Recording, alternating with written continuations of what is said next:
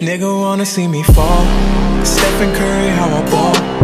Gosha garments and a white 3 on my body. I'm an icon, and my girl about a 10. It was vital for us to constantly reference footage from the previous Fast and Furious movies, not only to keep the nuanced detail and unique physiology of Paul, but also to keep the integrity of the character, rather than use artistic interpretation or another actor's interpretation of Paul's performance of Brian.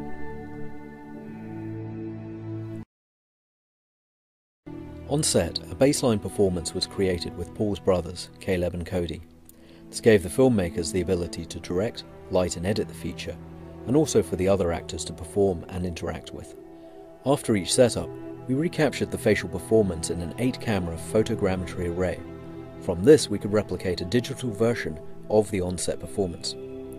However, although this was great for timings, to remain faithful to Paul's creation of the character of Brian, we always went back to the source.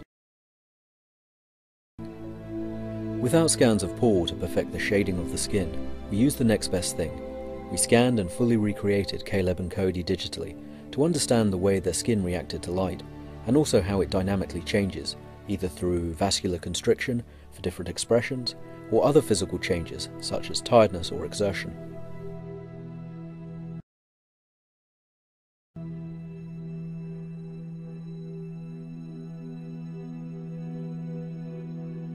We needed to have the flexibility to replicate Paul in any situation the director wanted, to maintain Paul's legacy and to give audiences the film that Paul would have wanted for his fans.